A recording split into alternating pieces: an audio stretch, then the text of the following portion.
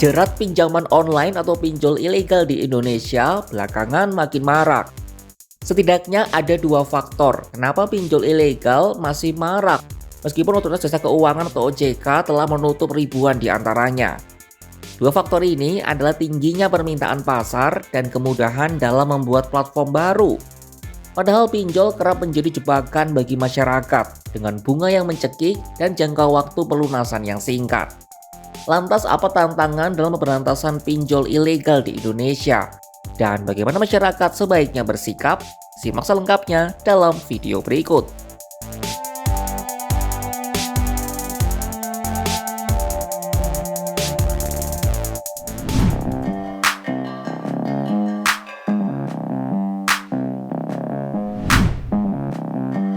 Otoritas Jasa Keuangan atau OJK terus mewanti-wanti masyarakat agar waspada terhadap praktik pinjaman online atau pinjol ilegal yang masih marak beredar. Padahal OJK bersama Satgas Waspada Investasi dan Sistem Pemberantasan Aktivitas Keuangan Ilegal atau SIPASTI telah menutup ribuan aplikasi pinjol ilegal.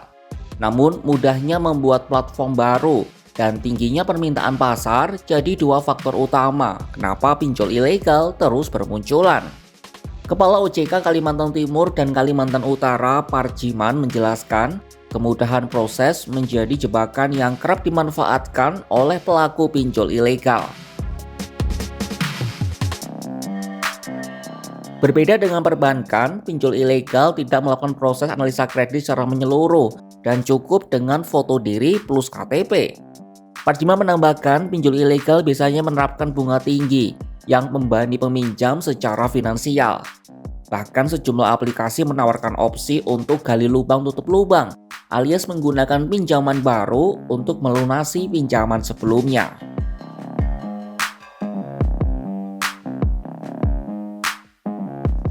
Jebakan lain yang tak disadari masyarakat adalah adanya entitas lain di dalamnya.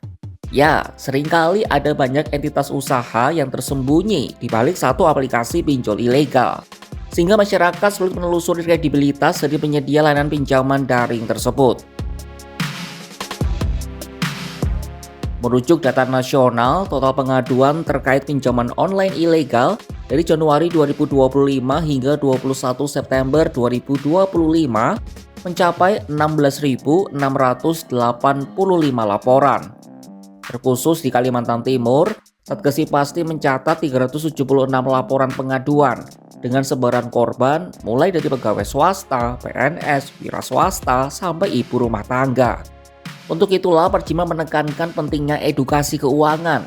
Ia mengajak masyarakat untuk meminjam sesuai kebutuhan dan jangan meminjam hanya untuk memenuhi gaya hidup semata.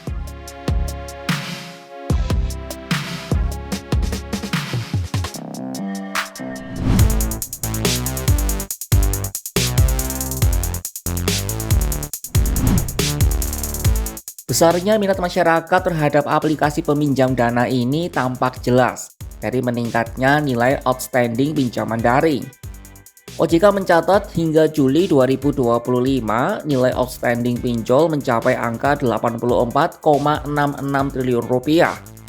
Adapun yang dimaksud dengan nilai outstanding adalah jumlah uang dipinjol yang belum terlunasi.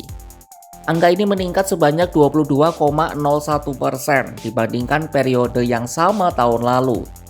Meskipun terjadi peningkatan, angkanya masih lebih rendah dibandingkan pada Juni 2025 yang meningkat sebesar 25,06% secara tahunan. Peningkatan terbesar terjadi pada pembiayaan beli sekarang bayar nanti atau buy now pay later alias BNPL oleh perusahaan pembiayaan. OJK mencatat pembiayaan layanan pay later tumbuh 56,74% secara tahunan menjadi 8,81 triliun rupiah. Angka kenaikannya sedikit lebih tinggi dari bulan sebelumnya yang berada di angka 55,75%. Kenaikan ini seiring dengan penurunan rasio pembiayaan bermasalah. Angkanya pada Juli ada di 2,95%, turun dari 3,26% pada bulan Juni. Sementara tingkat resiko kredit macet secara agregat atau TWP 90 berada di angka 2,75%, lebih rendah daripada bulan Juni yang mencapai angka 2,85%.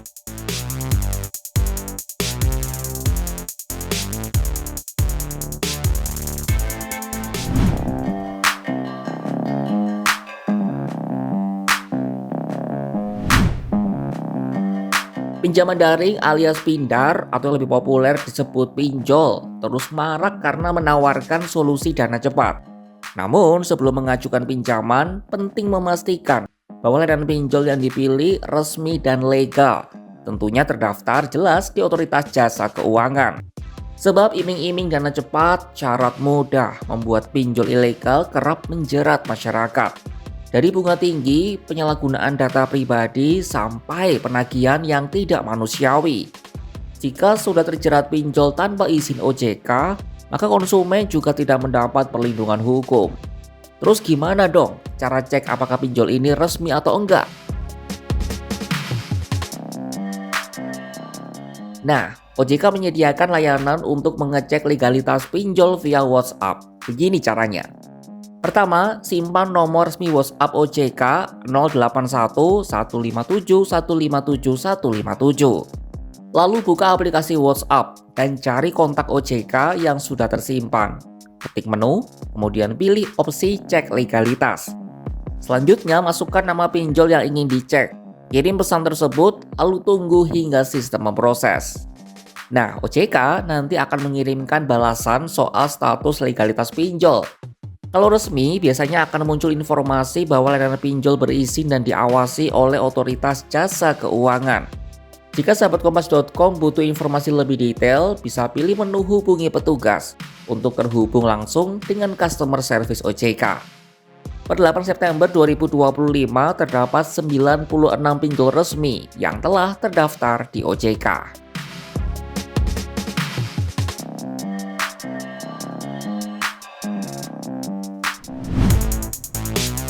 Di era yang serba cepat, pinjaman daring sering tampil bak penyelamat di saat masyarakat kepepet karena kebutuhan. Tapi di balik kemudahan itu, jebakan halus siap menjerat.